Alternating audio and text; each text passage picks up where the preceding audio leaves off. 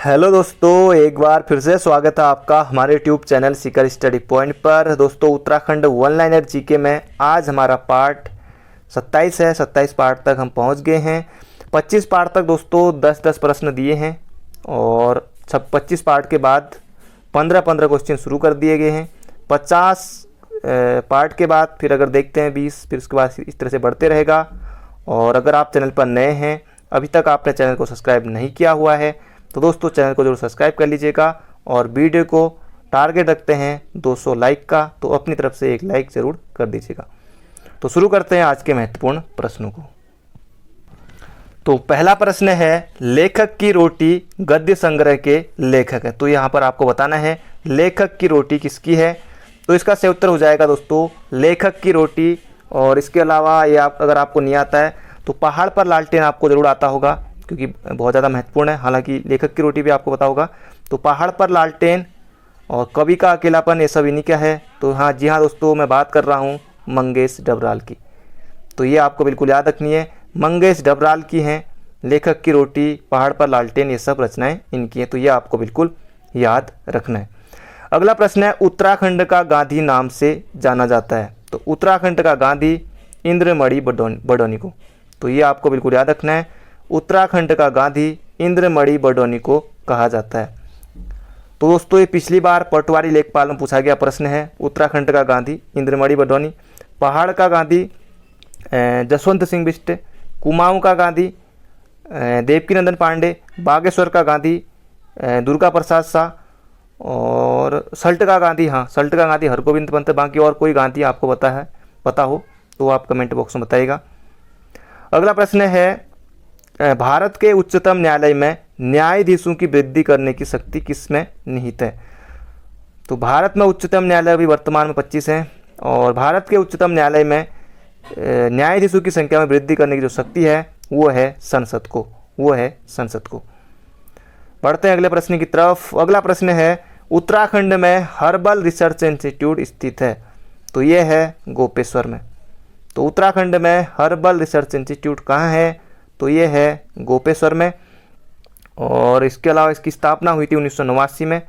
जड़ी बूटी शोध एवं विकास संस्थान या फिर हर्बल रिसर्च इंस्टीट्यूट, ये गोपेश्वर चमोली में 1989 में। अगला प्रश्न है, 2011 की जनगणना के अनुसार उत्तराखंड में महिला साक्षरता प्रतिशत है। तो आपने पढ़ा है, अब आपका यहाँ पर टेस्ट है। तो ये हो जाएगा 70% है। तो ये आपको बिल्कुल याद रखना है महिला साक्षरता। पुरुष साक्षरता की बात करेंगे तो ये लगभग 87% है, 87.40% के आसपास है। तो ये हो जाएगा 87% है पुरुषों की। और औसत साक्षरता अगर बात करें कि उत्तराखंड की जो 2011 की जनगणना है, औसत साक्षरता इसके अनुसार है 78.82%। तो ये भी आपको याद रखना है। अगला प्रश्न है, कंप्यूटर से प्रश्न, URL का पूर्ण रूप है। तो URL का जो पूर्ण रूप है दोस्तों वो हो जाएगा यूनिफॉर्म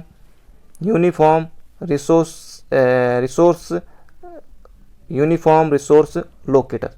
तो ये आपको बिल्कुल याद रखना है, महत्वपूर्ण प्रश्न है। बाकी जिनको यहाँ पर साफ नहीं दिखाई दे रहा है, URL नहीं आता है, तो गूगल कर लीजिएगा और याद कर लीजिएगा, महत्वपूर्ण है।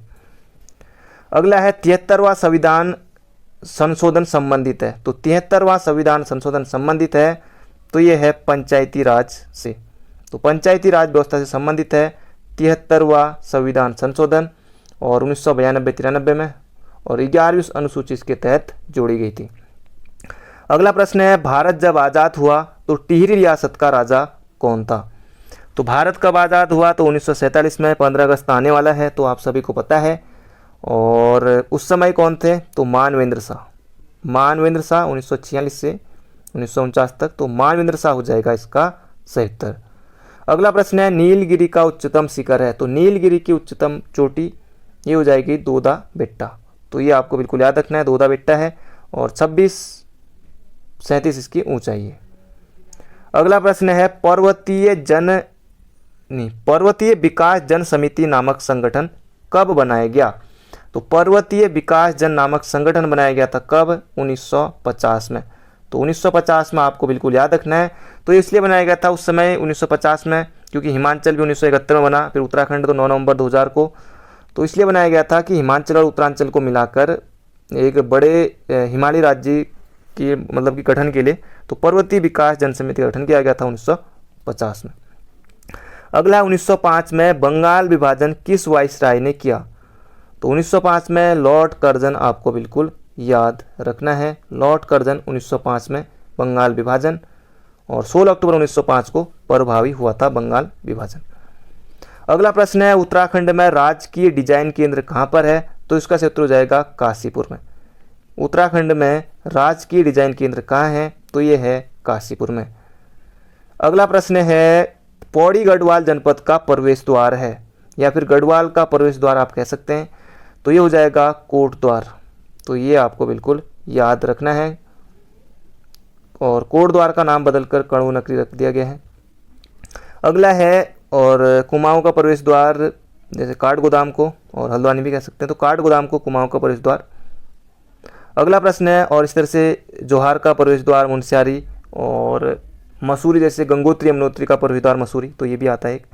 अगला थांगला दर्रा किस जनपद में स्थित है? थांगला, नेलंग, मुलिंगला, सांगचोकला, तो ये है सब उत्तर काशी में, उत्तर काशी में।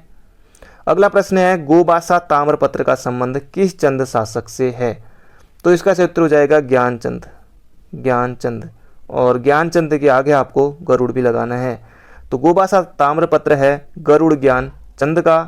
गरुड़ ज्ञानचंद ये वही है जो दिल्ली दरबार गया था, मोहम्मद बिन तुगलक उस समय शासक था, नहीं फिरोज शाह तुगलक, फिरोज शाह तुगलक, तो ये आपको बिल्कुल याद रखना है। तो गोबासा ताम्रपत्र है ज्ञानचंद का।